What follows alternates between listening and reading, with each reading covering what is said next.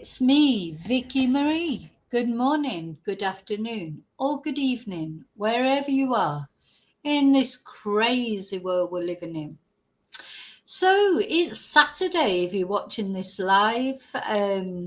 If you don't know me, my name's Vicky Marie. I am based in mainland Spain in Europe, but I am originally from the UK, from Manchester. I'm a Mancunian.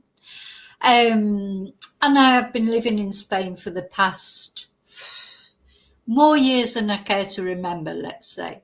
So I talk about true crime from UK, America, Australia, most sort of English-speaking countries, but Spain also, and Europe.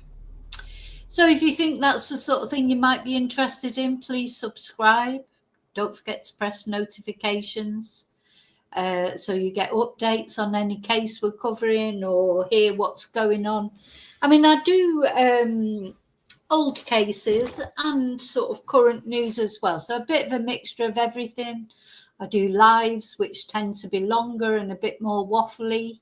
If you don't like waffle, then you'd be better off waiting for the video to come out, because I normally then chop out all the waffle from a video and then just release the video, sort of a more potted version for people who don't like the waffle.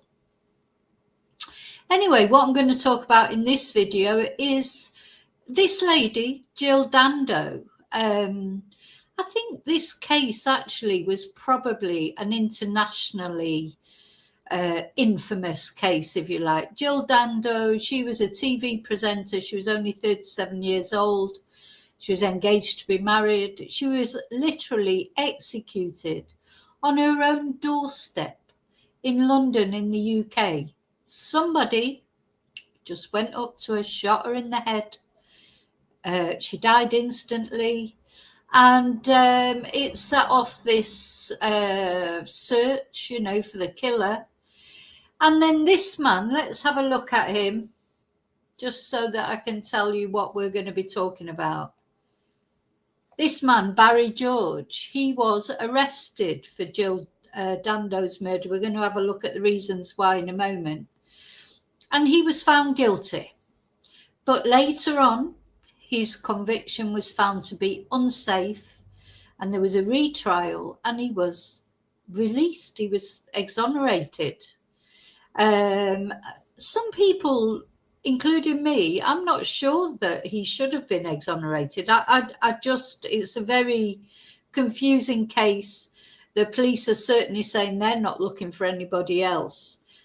But of course, because this murder then is really unsolved, and Jill Dando, she was famous. She was like a household name in the UK. She was a wholesome sort of girl next door type. She had that Princess Diana look and vibe about her, didn't she? People liked her. She was very popular. And at the end of the day, she was brutally murdered on her own doorstep. And if Barry George is not guilty, then who is? Somebody has got away with this murder because somebody murdered her, that's for sure. So that's and the reason we're going to talk about it again today is Barry, who has tried to build a life for himself. He's went to live in Ireland, because this happened in London in the UK, and he lived just round the corner at the time from where Jill Dando was murdered. He's gone off to live in Ireland. There's been a Netflix documentary recently that he spoke, and his sister spoke. Everyone has their views on whether they think Barry is guilty or not guilty, but at the end of the day, he was exonerated. So that's the way our system works. So we have to think he is innocent. He's innocent. He was found to be innocent. But Barry's not innocent in general. He has got quite a lot of offences against women, stalking offences. We're going to have a look at those. He's not been an innocent man in general. Do you know what I mean? He has been found responsible for quite a lot of very unsettling things, especially against women. And the reason he's back in the news again is because he's just been charged with some historic sex offences. So that's what we're going to talk about in this video. So we're going to chat about that. Anyway, first of all, thank you everyone for liking, for subscribing, for watching, for supporting my channel, being a member, for sending Ko-fis, for PayPaling me, sending nice emails, leaving nice messages. Thank you to all of you for any way that you support my channel in a positive way. Thank you so much. And now I want to say hello to my lovely lurkers. My lovely lurkers are the people that don't like to join in the chat. They like to watch the lives, but they don't like to join in the chat. You know, some people don't want to put their head above the parapet, do they? So I want to say hello to you. And of course, hello to replay crew, you people that can't watch live for whatever reason, but you like to watch on catch up. Thank you. And now I'm coming, before I start with this story, this crime story, I'm going to come into the chat and say hello to those of you who are brave enough to venture into the chat.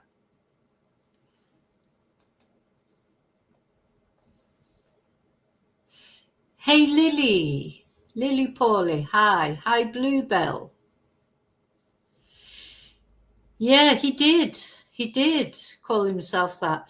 He also called himself Paul Gadd, which was Gary Glitter, of all people's real name. He's definitely a Walter Mitty character.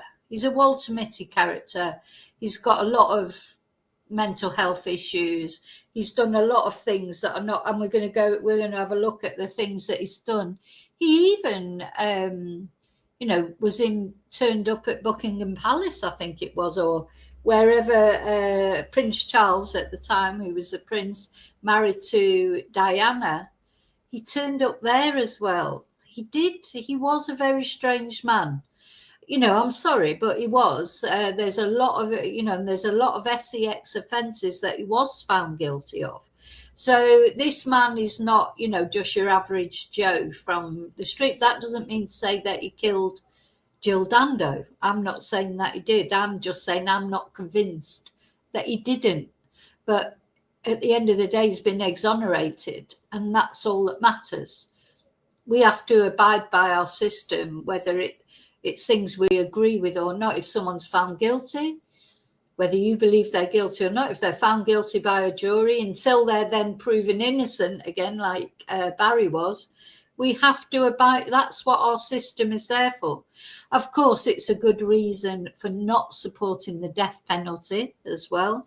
There's someone like Barry who would have got the death penalty, and then he wouldn't have been able to be exonerated, would he? So yeah, this case brings up a lot of interesting things, but the worst thing, of course, is the fact that Jill Dando, who was really, even though she was famous, she was like a girl next door type, wasn't she? There's no evidence that she had anything in her life apart from reporting on crime because she was on Crime Watch. There's no evidence that there was anything in her lifestyle that was dangerous or, she's like, we felt of her as like almost a girl next door figure. We sort of related to her. She didn't feel like she was someone who was completely different from us. And there she was, she just took her key out to enter in her door, and someone shot her in the head, executed her. So yeah, there's a lot of suppositions that maybe it was something to do with the fact that she was on Crime Watch, or that she was going to expose the BBC, because at the time, of course, it was all, coming out about Jimmy Savile and the BBC and lots of bad things that were happening there. Was she about to expose a PDF ring? Was she about to expose gangsters? There's all sorts of, was it an Eastern European?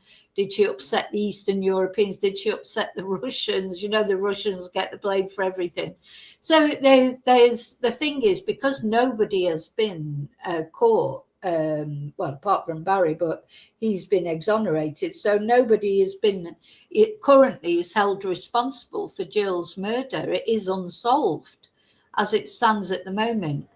You know, conspiracy theories abound.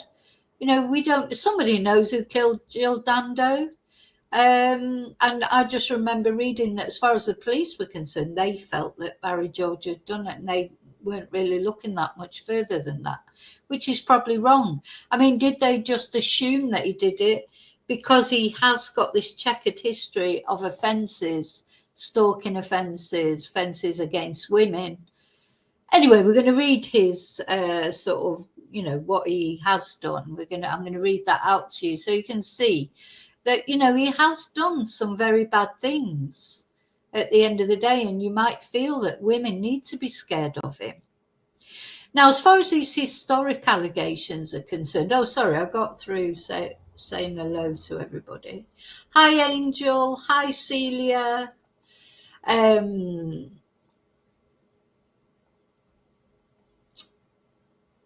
Sorry, I forgot what I was going to say now. So, yeah, as far as these historic allegations are concerned, you know, I'm always a bit suspicious of historic allegations. I know that things happen, and at the time, sometimes people can't say, you know, for whatever reason, maybe they're too young, they're too scared, can't say what's happened to them, and they only come out, you know, and talk about it later on when they're older. I understand that, but at the end of the day, I do feel a bit for Barry in the way that, because he's now been charged with these offences and it's come out into the public view, but he's entitled to a fair trial just like everybody else. Is he going to get one because of his checkered history?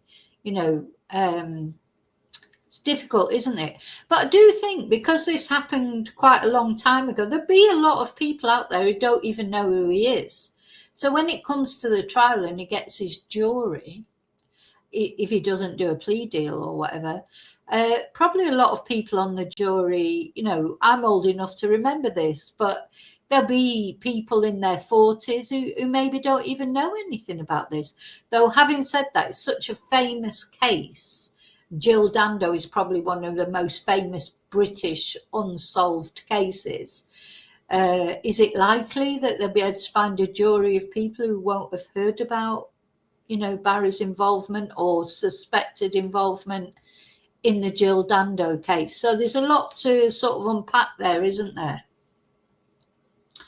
Anyway, let's see. What am I going to do? Oh, I just want to show the photo of Jill.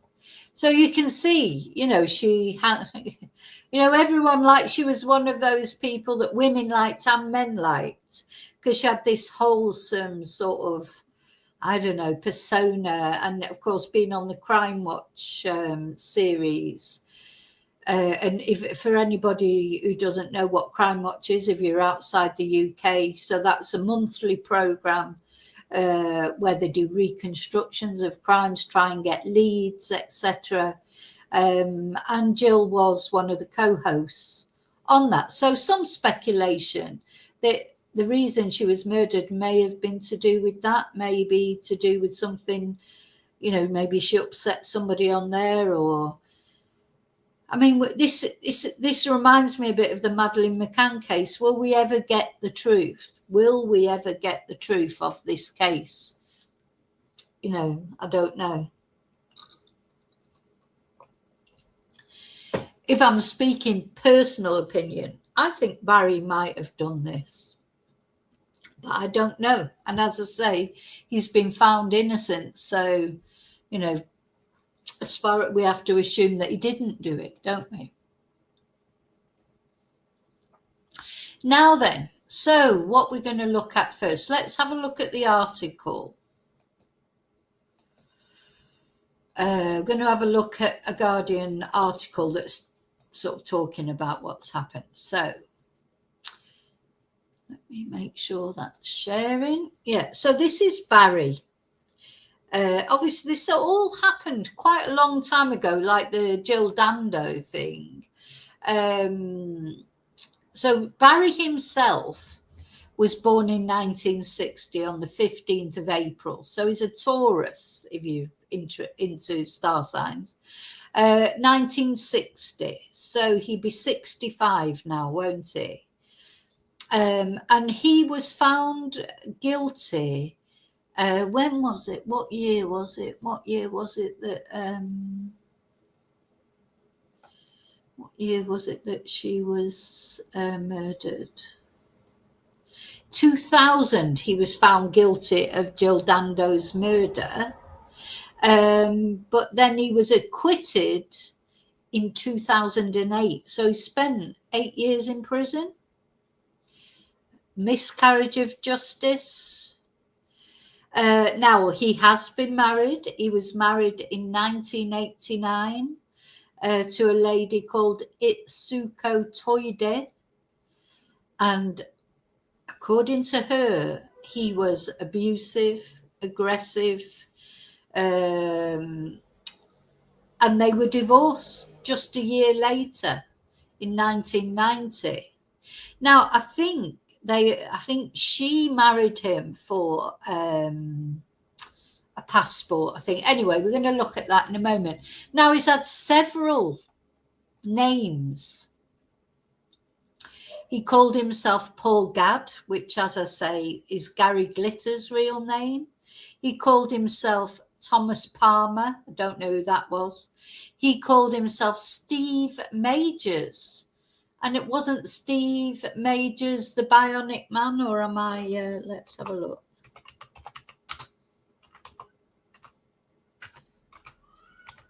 You know, he's definitely got a lot of problems. Yeah. Steve Majors, that reminds me of the $6 Million Man, or whatever it was, a program. No, it was Lee Majors, wasn't it? It was Lee Majors. So, and then he called himself Barry Bulsara, who was Freddie Mercury's real name. So he's, you know, he's quite unstable. I mean, I think we've got to accept whether he's guilty or not of Jill Dando's murder or of these this new offence that he's been charged with. He isn't he is a little bit unstable with his way. And also, he has been charged many times, apart from the murder of Jill Dando. He has been charged with impersonating a police officer. He's been charged with indecent assault twice. In 1981, 1988, 1990, 1992. He's been charged with attempted RAPE in 1983, assault in 1989, and then Jill's murder in 2000. So in 1980, for impersonating a police officer, he received a fine. In 1981, he received 3 months imprisonment for indecent assault. In 1983, he received 33 months imprisonment for attempted RAPE. And of course, then for the murder of Jill, he received life imprisonment, but that was quashed. So, you know, he's not a saint, this guy. You know, doesn't mean he murdered Jill. But he's done quite, you know, a lot of bad things, and he's been jailed for them. And he wasn't found, you know, not guilty for them.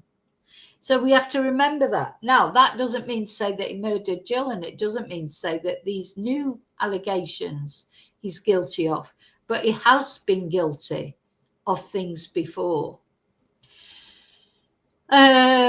So he's been charged with RAPE and 2 indecent assaults on a teenager in 1987.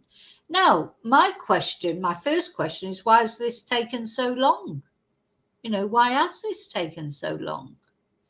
So he's been charged with RAPE and 2 indecent assaults against a teenager alleged to have happened almost 4 decades ago, police have said.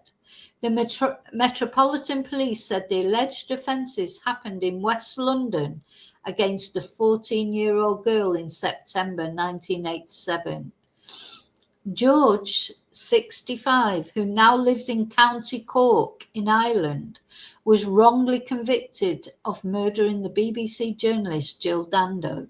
He spent 8 years in jail for the 1999 killing before being released in 2008 after a unanimous acquittal. And it was unanimous, you know, so I mean, it's possible that the police jumped on Barry because of his criminal convictions, because he was a bit of a strange sort of guy. Did they jump on him because they were so keen to find somebody for Jill's murder? That's a possibility too. Sometimes the police can be blinkered, can't they? They can get it in their head that somebody is guilty. And, you know, go after them. There's all those things. He is undoubtedly a danger to women, I think. He's a danger to women. Having said that, these are all historic offences. Now, as far as I know, he hasn't done anything since then. He's living there in Ireland. He's living, you know, he's not been, as far as I know, you know, involved in anything else. So that's another thing. I think, do people like him ever stop? You know, maybe they do as they get older. I mean, he's 65 now. Maybe because he was put into the spotlight because of the Jill Dando murder, he's not doing anything else, you know. Do you know what I mean? Or do you think it's strange that he's stopped, you know, as far as we know, since he was released from prison for the Jill Dando murder? As far as we know, he hasn't committed any other offences. These offences are historic offences, don't forget. So this is not something that he's done recently. Oh. So Jill was shot and killed on the doorstep of her home in Fulham, West London, and the case remains unsolved. And Barry George has always denied any responsibility for Dando's death. Well, he's not going to admit to it, really, is he? Now, if you want to see, I did do a video about Jill Dando. I've put it in the description box of this video. So if you want to watch the video that I did about the death of Jill Dando, it's there. So in a statement about the new charges, which were sent to Barry George by post, the Met said the Crown Prosecution Service has authorised the Metropolitan Police Service to charge a man after an investigation by detectives. I feel like the police definitely feel like Barry George is guilty of Jill Dando's death, because they're just not leaving him alone, are they? So the Met has issued a charge and requisition to Barry George, 65, of County Cork, Republic of Ireland, in connection with the following offences: 1 count of RAPE and 2 counts of indecent assault. It is alleged that a 14-year-old girl was sex assaulted on 2 separate occasions between the 6th and 12th of September 1987. The woman is now in her 50s, and the incidents are reported to have taken place in West London. Detective Superintendent Andy Furphy said, "These charges follow an investigation by a team of Met detectives. Specially trained officers continue to support the woman who has come forward." So he's scheduled to appear in Westminster Magistrates Court on the 29th of October. So that's more or less exactly a month away. Lionel Eden, the Chief Crown Prosecutor for the CPS London South, said, "We remind all concerned the proceedings against the suspect are active and he has a right to a fair trial." So that's it. We have to remember that. He's got his right to his fair trial. We recognise there's likely to be considerable interest in this case. However, it's vital that there should be no reporting, commentary or sharing of information online which could in any way prejudice these proceedings. So he's entitled to his fair trial. And, you know, he may not be guilty, but the problem is he has got, you know, he has been found guilty of these sort of offences before. But my question is, you know, why is this just coming out now? It does seem sort of unfair. Barry's being named, and he's already, you know, he's tried to make a new life for himself, I suppose. You know, so you do feel a little bit sorry for him. But having said that, I do feel like this man has been a danger to women. You know, remember this saying that we have, isn't it? It's like once is a sort of, what's the word? Once is a one-off, isn't it? Twice is a coincidence and 3 times is a pattern. And Barry has been in trouble for these kind of things 3 times, at least. So remember Jill's killing, in which she was shot with a single bullet to the head. Now, don't forget, the evidence against Barry was witnesses who said they'd seen him. I think also because he was a bit of a weirdo, like the police found quite a lot of strange things, didn't they, in his flat that we're going to look at in a minute. And also there was some gunshot residue in his pocket, tiny bit. And I think that wasn't tested. I think the police cocked up this case one way or another. I think you could say that they did. I don't know. And, you know, and this part of me thinks, well, were they just looking for, you know, because it was Jill Dando and they weren't getting anywhere and people were saying, why have you not found the killer of Jill Dando? Was he just a convenient patsy? You know, that's a possibility because, you know, being a bit of a strange one doesn't make you a murderer. So, yeah, she was shot with a single bullet to the head at point blank range, and it shocked Britain.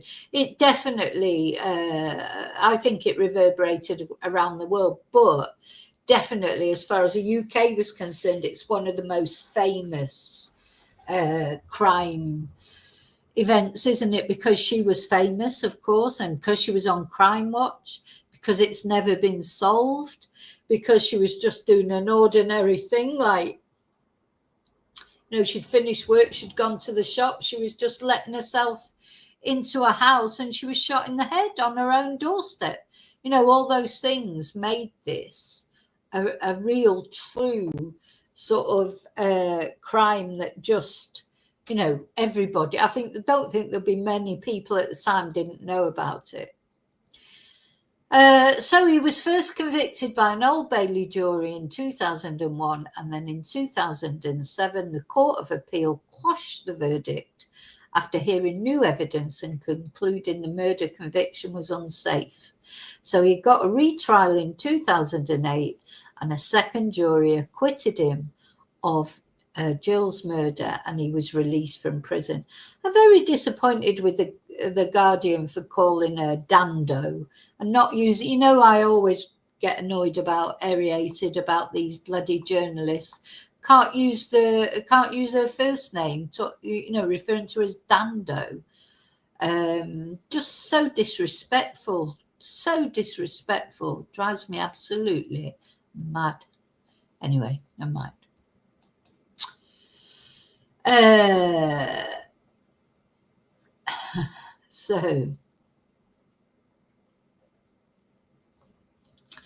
So let's hear a bit more about. So on his wiki, he's got a Wikipedia page,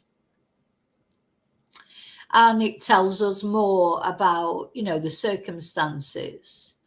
So no motive could be found, no evidence emerged from criminals or British intelligence of a contract or conspiracy to kill Jill. So they're doing it on Wikipedia as well, calling her Dando. So the police began to reassess evidence that had been set aside at the start of the inquiry, and the circumstantial evidence against Barry George was a single particle of firearm discharge residue, and that spec matched the ammunition used in Jill's murder. So that's why he was convicted. I think also somebody said they'd seen him as well, but so let's hear a little bit about Barry, who was born on the 15th of April 1960 in Hammersmith Hospital, London. He's the youngest of 3 children. This is just his Wikipedia page I'm reading out. So he went to school in Sunningdale, Berkshire, for children with emotional and behavioural difficulties. So it seems like it was spotted early. He went to a boarding school. So it seems like he was, quite early, diagnosed that there was something wrong. He left school without qualifications. Now, this is strange. His only employment that he had was as a messenger at BBC Television Centre. It all comes back to the BBC, doesn't it? And he was on a fixed term contract for 6 months. The job lasted only 5 months. Now, don't forget, this is Wikipedia I'm quoting from, so I'm just telling you the honestly there.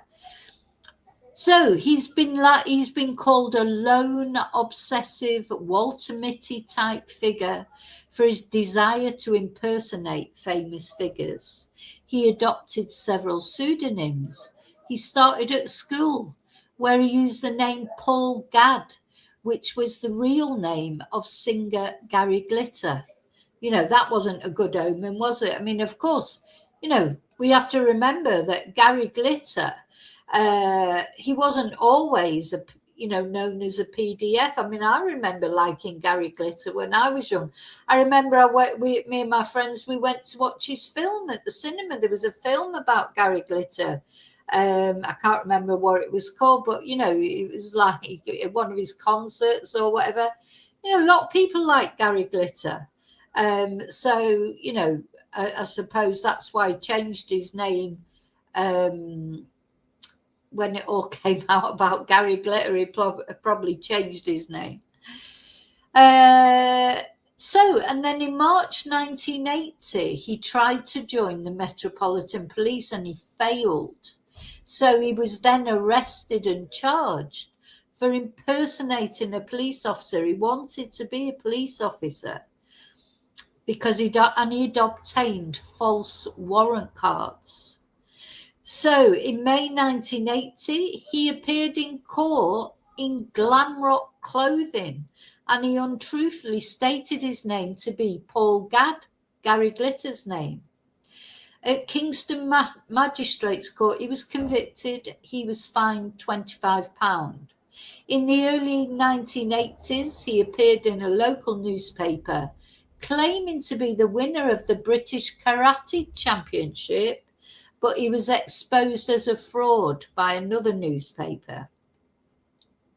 In 1980, he joined the TAs, the Territorial Army, according to Wikipedia, but he was discharged the following year. He then adopted the persona of SAS member Tom Palmer, who was one of the soldiers who ended the 1980 Iranian embassy siege.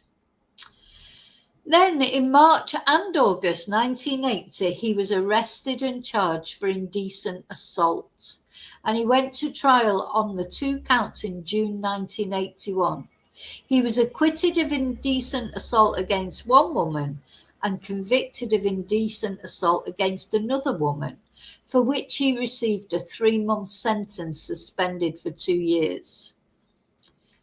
Using the name Steve Majors, he claimed to be a stuntman, and he convinced a stadium to stage a show in which he would jump over 4 double-decker buses on roller skates.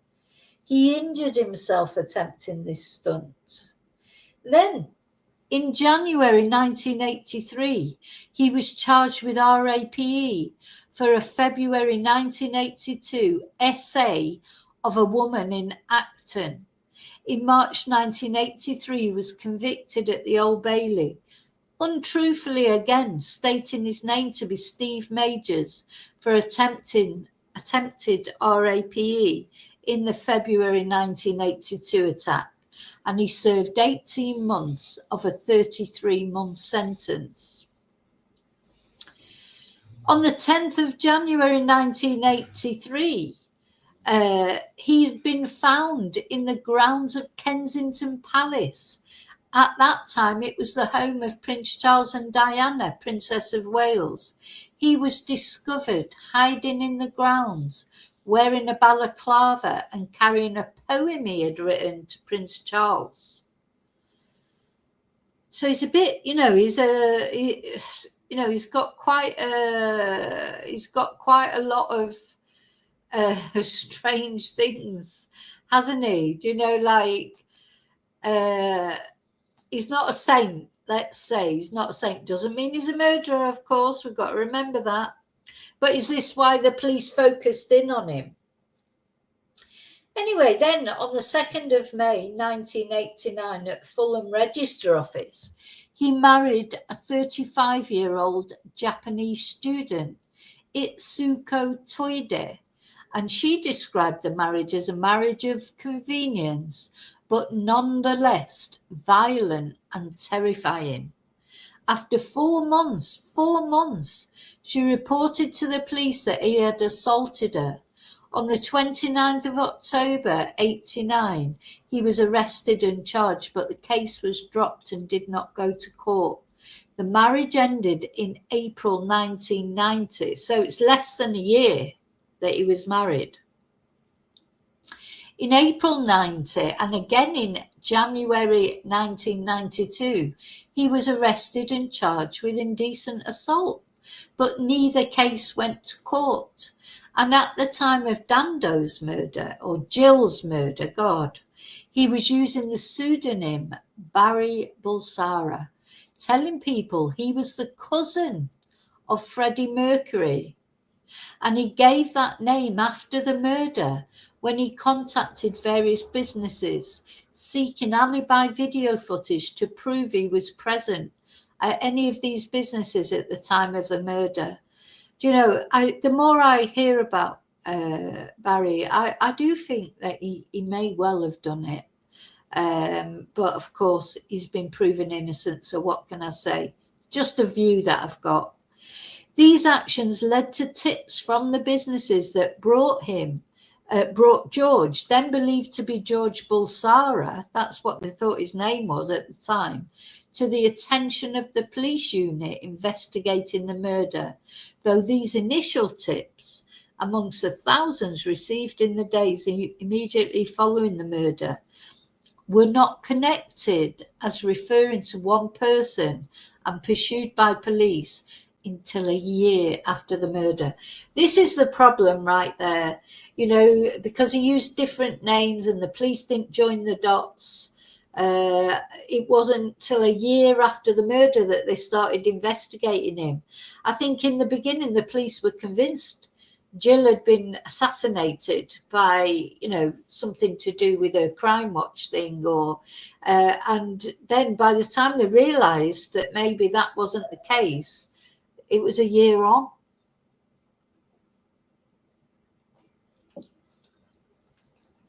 This man, he's quite a scary man, I think.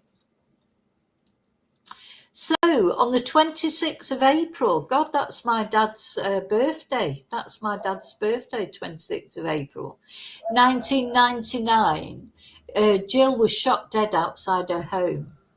At the time, he lived in a ground floor flat in Crookham Road, Fulham, and he was arrested for a murder on the 25th of May, 2000, following year.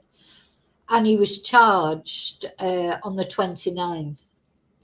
Now, a search of his apartment had uncovered over 4,000 photos of hundreds of women covertly taken in public by Barry George, along with other photos of well-known TV personalities, females, Karen Keating, Anthea Turner, Fiona Foster and Emma Freud. along with newspaper article cuttings regarding Jill Dando's life and media career. Police also discovered a photo of George wearing a military gas mask while posing with a modified Bruni blank-firing handgun. Now, I don't know if you've seen that photo. See if I can find it.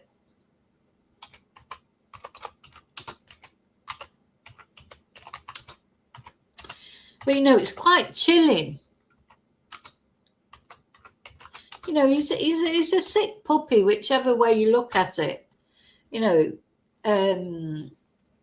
was a blank firing pistol, so we have to make that clear. Right, I'm going to download it and show it you. It's really quite creepy, just to warn you.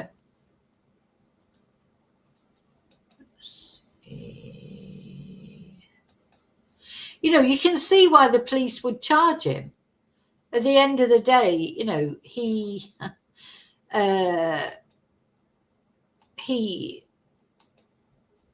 can see why everything was pointing to him at the time. Just, I feel that the police, it's a shame that they didn't get onto him earlier in the case, because that sort of made everything more complicated. They were so fixed on the fact that they thought Jill had been killed by something to do with Crime Watch or etc. So look, this is the photo. He admitted it was him in the photo. But that wasn't the gun that he's got in his hand. So we need to make clear that the gun that he had in his hand at the time was not a it was a blank firing pistol. So he won't be the only person perhaps who's posed for photos like that just in the privacy of their own home. But gosh, it's really creepy, isn't it? It's very, very creepy. So you can see why the police focused in on him. You can see that. So you can't blame the police for that. He's quite a creepy guy, isn't he? I'm sorry, but he is. So yeah, he admitted it was him in the photo, and he said he purchased the weapon via mail order, but he denied it had been converted to fire live ammunition. Now, of course, because it was a year before he was arrested, he had plenty of time to get rid of that weapon. And don't forget, there was some residue found in his pocket. But of course, it was a year later. There was that one particle of residue found in his pocket that was matched to the weapon that killed Jill Dando. I mean, you've got to think, where did that come from? It was, it might not be much evidence, but it is evidence. Anyway, before his trial for Jill's murder, he was diagnosed with Asperger's syndrome. And prosecution psychologists studying George concluded he had several different personality disorders: antisocial, histrionic, narcissistic, and possibly paranoid. So yeah, he's not well mentally. Doesn't make him a murderer, of course. Doesn't make him a murderer. I'm taking that picture down. I prefer to look at a picture of Jill, because it's good to remember Jill as well. I'm going to change that to this picture. Jill, it's terrible that nobody's been held properly to justice for the murder of Jill, isn't it? So yeah, as well as somatization and factitious disorders, attention deficit hyperactivity disorder, he was said to have epilepsy and have an IQ of 75. However, a prior assessment had found him to be of average intelligence. He was convicted by a majority of 10-1, and he was sentenced to life imprisonment on the 2nd of July 2001. But even at the time, this verdict was considered unsafe. So I'm not going to go through all his appeals, etc., just enough to know that, you know, he was successful in his appeal. In 2007, the Court of Appeal announced the appeal was allowed and the conviction quashed. So this gave him a new trial. So in summary, the reasoning of the court was that at the trial, the prosecution had relied primarily on 4 categories of evidence.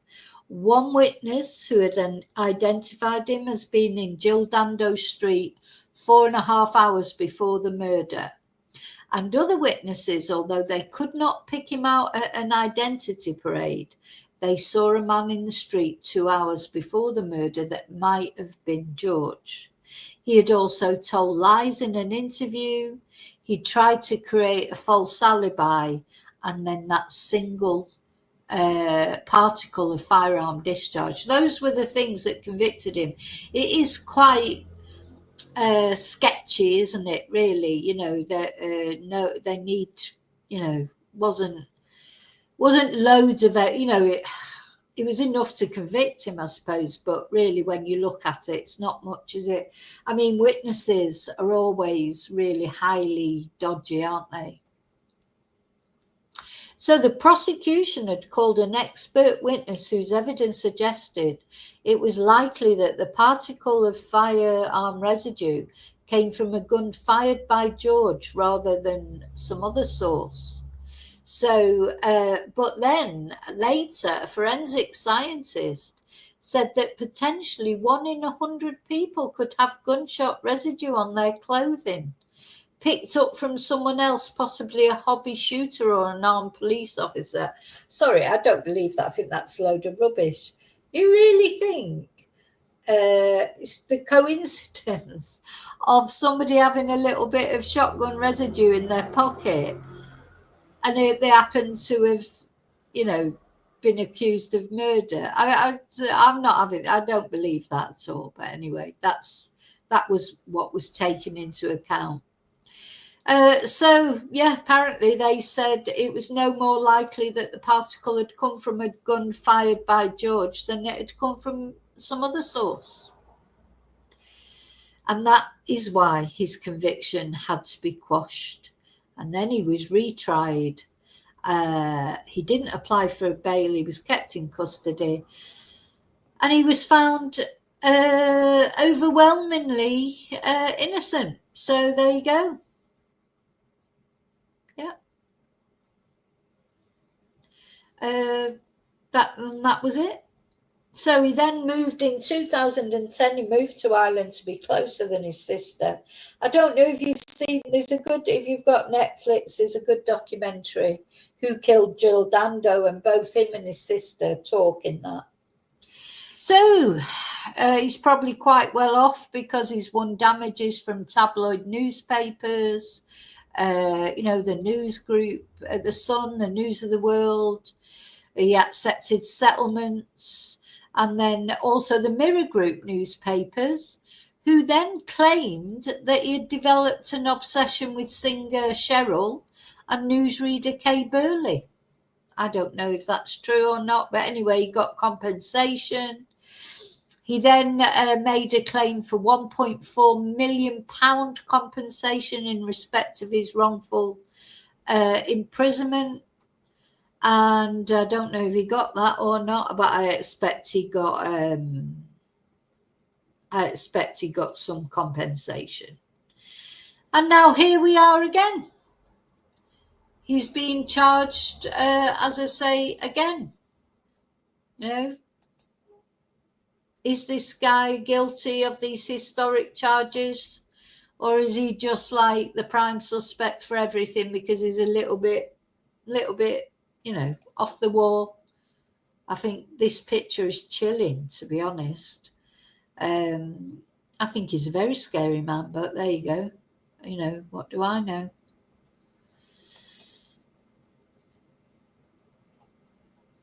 So,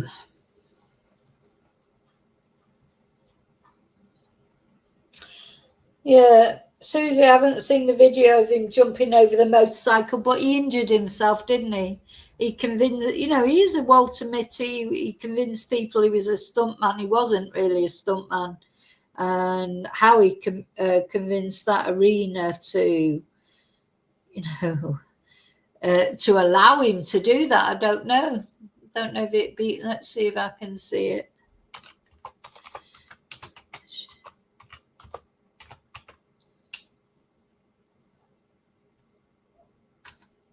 I think,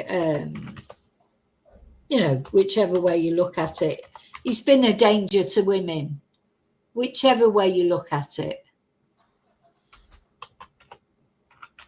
And he's been found guilty a couple of times. Doesn't mean to say he's guilty this time. Doesn't mean to say he's guilty of the murder of Jill Dando. But, it's not good, is it?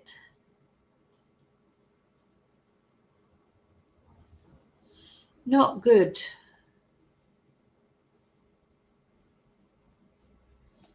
Let's see. Apparently he didn't try it on a motorcycle. He did it on skates. But anyway, let's have a look at this video. Let's have a look. Let's take that off.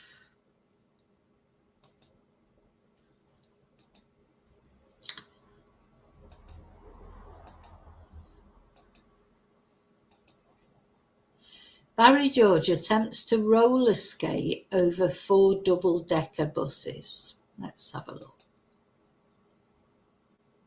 Un brote repentino de piojos, una llamada inesperada del tutor, una caída tonta en bicicleta, un berrinche haciendo los deberes. El día se complica fácil, pero empezarlo de forma sencilla hace que vaya mejor con Ecocesta. Desayunos sanos, ricos y fáciles para toda la familia. Y ahora con sus personajes favoritos de Disney. Porque niños felices, padres felices. Es una fantasía, es Ecocesta.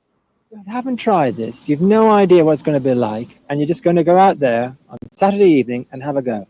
The chances are you're going to end up in the hospital. It's a chance I'll take.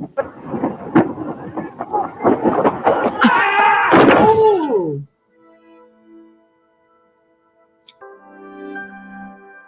Oh my God. Aren't you a nutter? No. I do stunts every day in my life, and no, he didn't. The last 11 years I've not had one accident, so I think They said in the past 11 years I've only had one accident. He wasn't a stuntman. So he said his name was Steve Majors. I mean, he's a total fantasist, isn't he? good track record. We're coming down from approximately 60 feet, which is the very top of the ramp, down to about 20 feet, which is the other bottom of the takeoff ramp, clearing 40 feet distance and landing on the other ramp, which is approximately 16 feet. What speed do you reckon you'll have to achieve to be able to clear it? We'll be hitting 60 feet, 60 miles an hour. That's moving at 88 feet per second. So you've never actually done anything like this before? So he's even got his name on his T-shirt, Steve Majors. Never in the world. It's never been done. But haven't you had to go on a mini ramp or anything just to have a practice? No, not at all.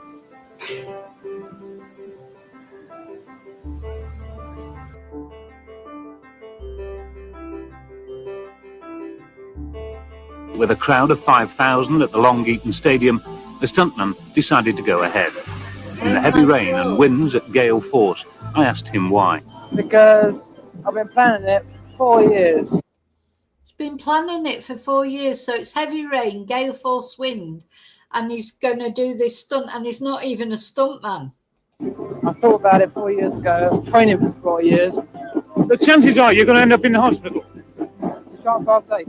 The weather conditions are very windy up here.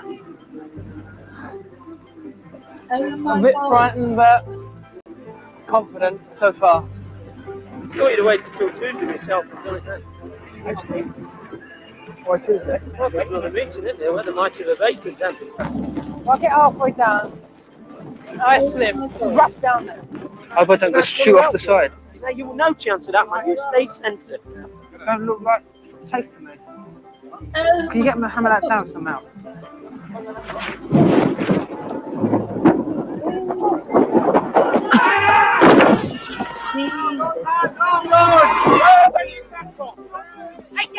A hospital check later revealed a fractured femur and a dislocation to his spine. But with the adrenaline and the excitement still pumping, Steve insisted on a final wave to the crowd. Steve.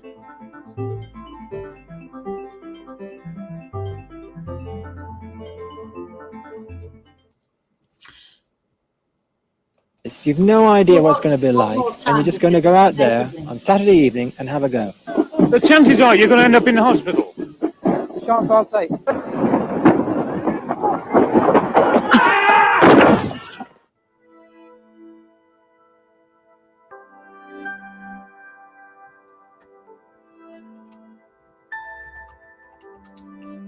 Aren't you a nutter? I do stunts every day of my life, and for the last 11 years I've not had one accident, so I think that's a good track record. We're coming down from approximately 60 feet, which is the very top of the ramp, down to about 20 feet, which is the other bottom of the takeoff ramp, clearing 40 feet distance and landing on the other ramp, which is approximately 16 feet. What speed do you reckon you'll have to achieve to be able to clear it? We'll be hitting 60 feet, 60 miles an hour. That's moving at 88 feet per second. So you've never actually done anything like this before? Never in the world. It's never been done. But haven't you had to go on a mini ramp or anything just to have a practice? Nope, not at all.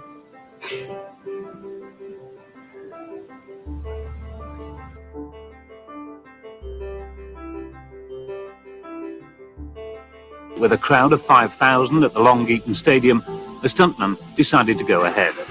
In the heavy rain and winds at gale force, I asked him why. Because I've been planning it for 4 years. I thought about it 4 years ago, training for 4 years.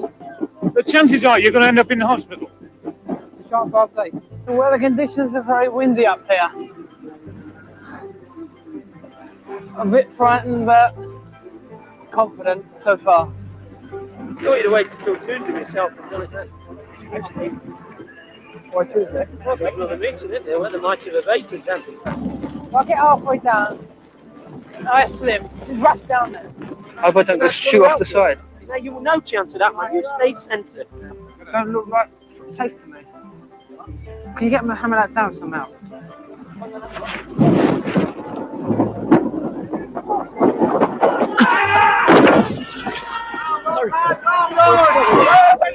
I'm not laughing because it's funny. A hospital check later revealed a fractured femur and a dislocation to his spine. But with the adrenaline and the excitement still pumping, Steve insisted on a final wave to the crowd. Oh my God, do you know what?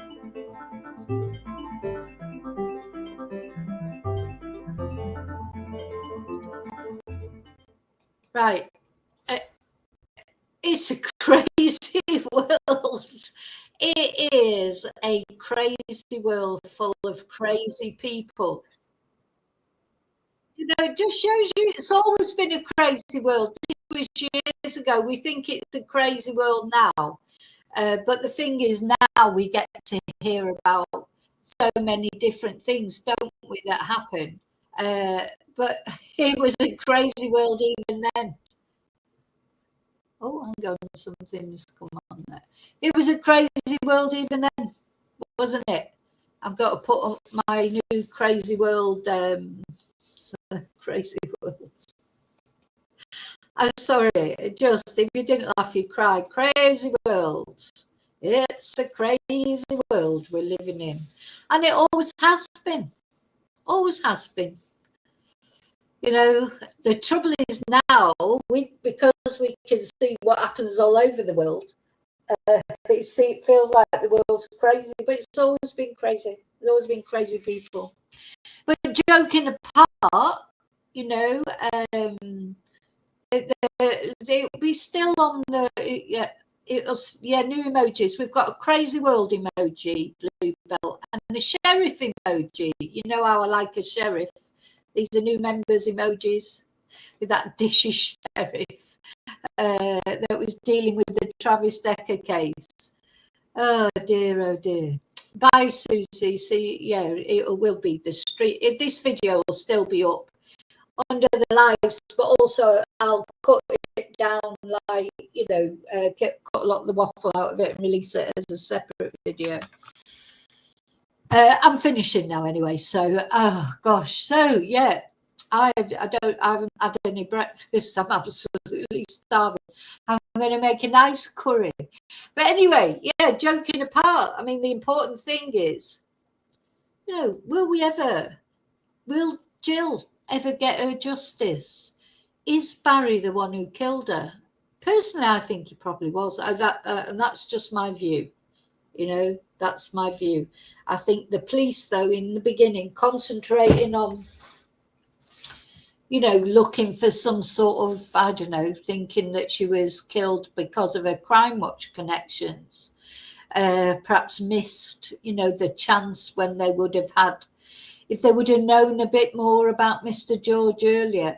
So don't forget, he, you know, he stalked a lot of, or he was interested in a lot of famous women, you know, that we saw that, but Jill just lived around the corner from him.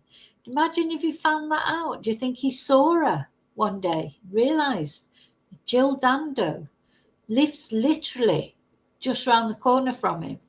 Do you think that? Or why would he then, you know, looking at it from another way, why would he just shoot her like that? And that gun that he, you know, he had in this horrible photo. Now he says it was a gun that didn't fire bullets, but we don't know that because he was not arrested till a year after Jill died, and they found that particle of gunshot residue in his jacket, but the gun itself they didn't find, did they? So he'd have got rid of that. Because don't get, he had a year to clear up all the evidence, etc. So I don't know, just don't know. I mean, I feel sorry for him in a way because he'll always be associated with the murder. So if he is innocent, that's a shame for him.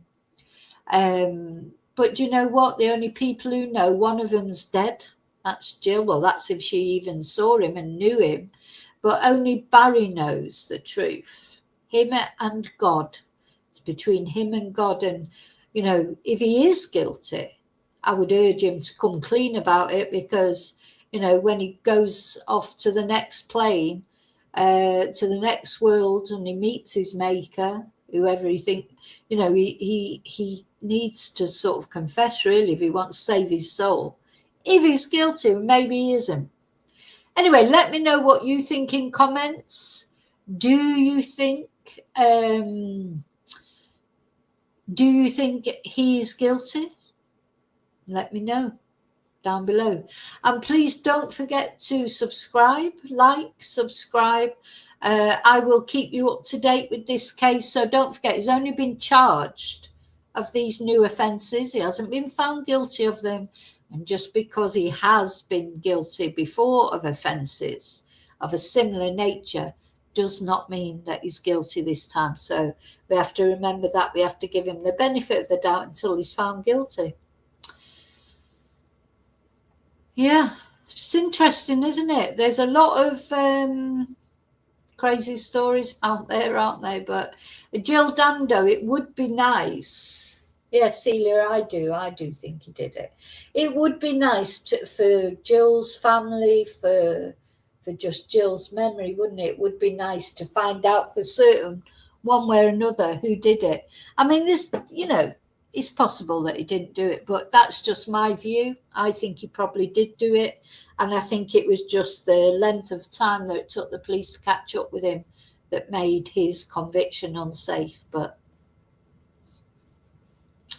you know, what do I know? But he's the one who's got to answer for whether he's done it or not to his maker. But at the end of the day, you know, he is a danger to women, in my opinion. Okay, thank you for watching. I'll see you really soon in the next video. Big motorbike coming. And until I see you again, have a great day, or great afternoon, or a great evening, wherever you are in this crazy world. I'll see you really soon in the next video. Take care. Thank you for watching. Love you loads, and may your God go with you. Oh, I've got put on. Shall we have let's have a lively.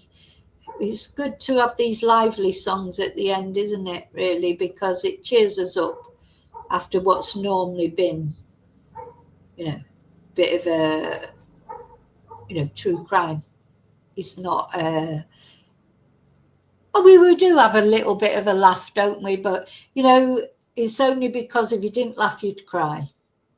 So we're going to put a song on that will make you dance, hopefully. Bye. Oh, you Vicky Marie, you're so dream, you're so bold. Your YouTube world is the pure